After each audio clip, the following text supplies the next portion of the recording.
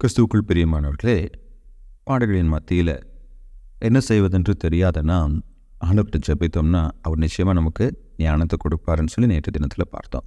இன்றைக்கு நாம் எவ்வாறு ஜெபிக்க வேண்டும்? யாக்கோபு 1:6 ஆனாலும் அவன் எவ்வளவாகிலும் சந்தேகப்படாமல் விசுவாசத்தோடே கேட்க கடவன். சந்தேகப்படுகிறவன் காற்றினால் அடிபட்டு அலைகிற கடலின் அலைக்கே ஒப்பாய் இருக்கிறான். The manner of praying to God. நாம் எந்த விதத்திலே ஜெபிக்க வேண்டும்? ஃபெய்த், விசுவாசத்தோடு ஜெபிக்கணும். நாம் எதை விசுவாசிக்கணும்? முதலாவது, கர்த்தர் நல்லவர் என்பதை நாம் விசுவாசிக்க வேண்டும். we need to put our trust in God's goodness. அந்த கஷ்டங்களுக்குள்ளாக நம்ம கடந்து போகும் பொழுது, சோதனை சவால்களை நம்ம சந்திக்கும் பொழுது, இயற்கையாகவே கடவுள் நல்லவரா, அவர் உண்மை உள்ளவரா, அவர் என் வாழ்க்கையின் மீது அக்கறை உள்ளவரா என்ற கேள்விகள் நம்முடைய மனதில் எழும்பக்கூடும். அதன் மத்தியில் கர்த்தர் நல்லவர் என்பதை நாம் மறந்து விடக்கூடாது. பல சங்கீதங்கள் கேள்விகளோடு ஆரம்பிக்கும். ஆண்டவரே, நான் ராம் முழுவதும் கண்ணீர் சிந்தின, நீங்கள் எனக்கு பதில் கொடுக்கல, இல்லை எது வரைக்கும் உங்களுடைய முகத்தை எனக்கு காண்பியாமல் இருப்பேர்.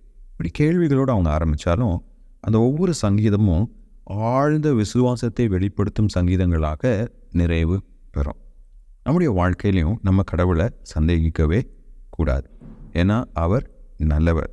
இப்போ சந்தேகத்தோடு ஜெபம் பண்ணுறவங்க எப்படி இருக்கிறாங்கன்னா, காற்றினால் அலைக்கழிக்கப்படுகின்ற கடல் அலையை போல இருக்கிறாங்க. Like the sea waves. அநேக வேளைகளில் நம்மளோட மனம் என்ன பண்ணுதுங்க, அலை பாயுது. நாமக்கல் சபையில் ஒரு சகோதரி சில டைம் சபைக்கு வருவாங்க. அவங்க பார்த்திங்கன்னா திடீர்னு மசூதிக்கு போய் அல்லாவை கும்பிடுவாங்க. இல்லை அப்படின்னா ஒரு விநாயகர் கோயில் இருக்குது, அந்த விநாயகர் கோயிலில் போய் விநாயகருக்கு பூஜை பண்ணுவாங்க. அதே மாதிரி ஞாயிற்றுக்கிழமையான சர்ச்சுக்கும் வருவாங்க. ஏன்னா ஏதாவது ஒரு கடவுளை அவங்கள என்ன பண்ணணும், காப்பாற்றணும். எந்த கடவுளை அவங்கள காப்பாற்றுன்னு அவங்களுக்கு தெரியாது. அதாங்க சந்தேகம். காற்றினால் அலைக்கழிக்கப்படுகின்ற மனிதர்கள். இங்கே யாக்கோபு என்ன பிரச்சனையை குறித்து பேசுகிறார் என்றால், அந்த 12 கோத்திரத்தை சேர்ந்தவங்க இயேசு கிறிஸ்துவை விசுவாசிட்டாங்க. ஆனால் இப்போ மறுபடியும் யூத மதத்துக்கே போயிடலாமா, இந்த இயேசு கிறிஸ்துவை நம்பினால நிறைய கஷ்டம் வருது, மறுபடியும் நம்ம பழைய மதத்திற்கே திரும்பிடலாமா அப்படிங்கிற யோசனையில் இருக்கிறவங்க பார்த்து அவர் சொல்கிறாரு, ப்ளீஸ் டோன்ட் டூ தட். தேவன் நல்லவர், அவர் உங்களை நிச்சயமாக காப்பாற்றுவார். நீங்கள் அவரை சந்தேகிக்க வேண்டாம். ஏன் நம்ம கடவுளை நம்ம சந்தேகிக்கக்கூடாது?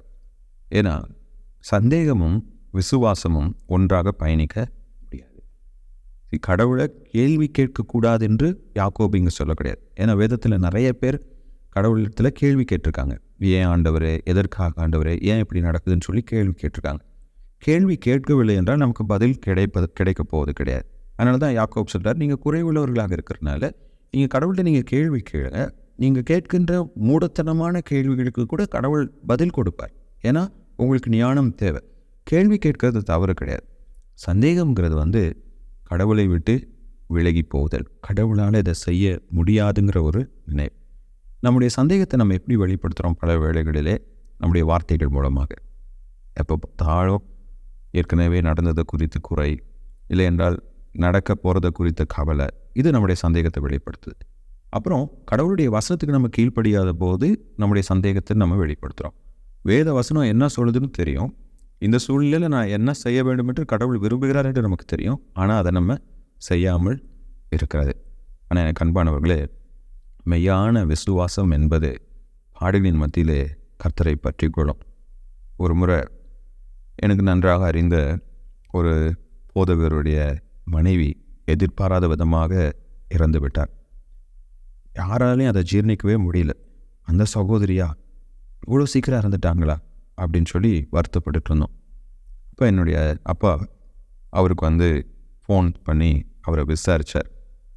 அப்பா அவர் சொன்னார், ஐயா, நான் இப்போ தான் யாக்கோபு எழுதின நிருபத்திலிருந்து சோதனைகளை சகிக்கிற மனுஷன் பாக்கியவான்னு பிரசங்கம் பண்ணிகிட்டு இருந்தேன். இப்போது என்னுடைய வாழ்க்கையில் இந்த சோதனையை கடவுள் கொடுத்துருக்கிறாரு. இது ஏன்னு சொல்லி எனக்கு தெரியாது, ஆனால் இதை சகிக்கக்கூடிய கிருபை அவர் எனக்கு தருவார்னு நான் நம்புகிறேன். அதுதாங்க விசுவாசம்.